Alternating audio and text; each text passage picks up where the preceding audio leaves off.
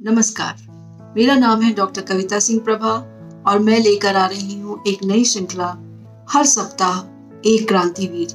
जी हाँ, हमारे क्रांतिवीरों ने, हमारे क्रांतिकारियों ने ही हमें आजादी दिलाई है और उन्हीं के कारण हम आजादी का अमृत महोत्सव मना रहे हैं। तो हर सप्ताह मैं एक क्रांतिकारी के जीवन से आपका परिचय कराऊंगी।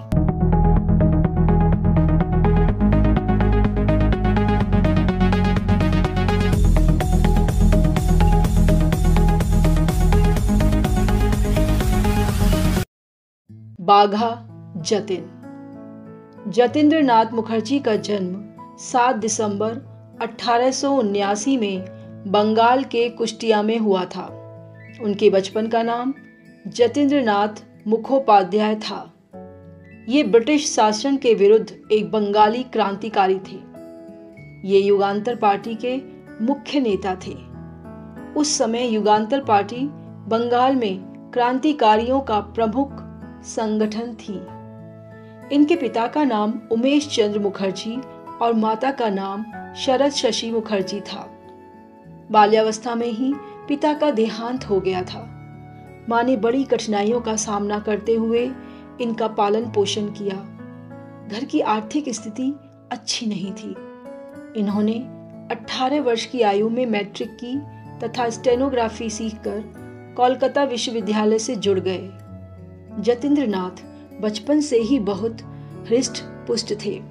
कहा जाता है कि 27 वर्ष की आयु में जंगल में इनकी मुठभेड़ एक बाघ से हुई और इन्होंने उसे हंसिए से मार गिराया था।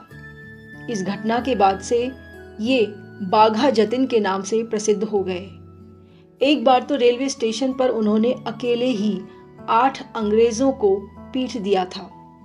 स्वामी विवेकानंद की विचारधारा ने इन्हें बहुत प्रभावित किया।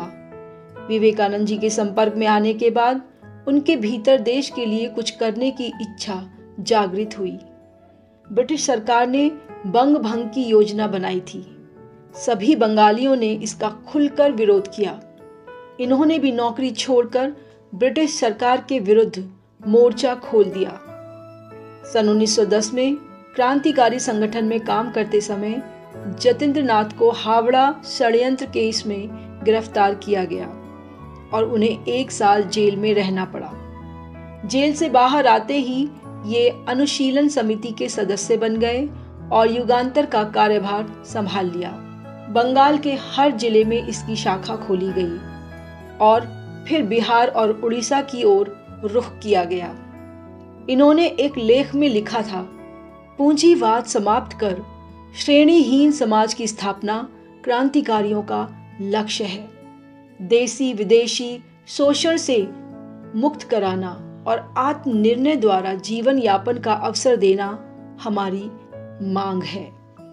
ब्रिटिश सरकार ने 1912 में कोलकाता से बदलकर राजधानी दिल्ली बनाई और इसकी एक बड़ी वजह बंगाल के क्रांतिकारी थे। उनमें शायद सबसे बड़ा नाम बाघा जतिन का था। प्रथम विश्व युद्ध के समय लाला हरदयाल, सोहन सिंह भागना ने अमेरिका और कनाडा के सिख क्रांतिकारियों को लेकर गदर पार्टी शुरू की। भारत में इसकी कमान युगांतर पार्टी के नेता बाघा जतिन ने संभाली और फिर तैयार हुआ जर्मन प्लॉट। जर्मनी से हथियार आने थे और पैसा चुकाने के लिए जतिन व उनके साथियों को इसके लिए धन की जुगाड़ करनी थी। क्रांतिकारी आंदोलन के लिए धन जुटाने के लिए डकैती का सहारा लेते थे। इनके संगठन द्वारा कई हथियारों की खेप लूटी गई। इन्होंने सामाजिक कार्यों व राहत कार्यों के लिए भी अनेक संस्थाएं बनाई। इन्होंने स्वामी विवेकानंद, सिस्टर निवेदिता, अरबिंदो घोष आदि के साथ मिलकर सामाजिक कार्य भी किया। 1915 में बाघा जतिन और अन्य क्रांतिकारियों ने मिलकर 1857 की तरह विद्रोह की योजना बनाई थी, परंतु एक गद्दार के चलते यह योजना मिट्टी में मिल गई। कहा जाता है कि यदि यह योजना सफल हो जाती तो शायद हमारा देश 1915 में आजाद हो जाता। 9 सितंबर 1915 को ब्रिटिश पुलिस ने जतीन्द्र नाथ के गुप्त अड्डे 9 सितंबर 1915 को ब्रिटिश पुलिस ने जतीन्द्र नाथ के गुप्त अड्डे कालीपोक्ष, को घेर लिया। इनके साथ मनोरंजन और चितप्रिया भी थे। पुलिस की गोलियों से चितप्रिया शहीद हो गए थे। इनका शरीर भी गोलियों से छलनी हो गया था।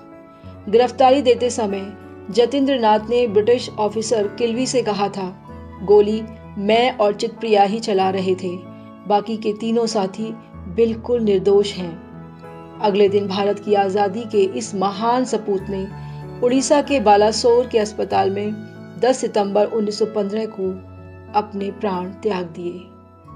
देश के ऐसे महान सपूत को मेरा शत शत नमन। जय हिंद।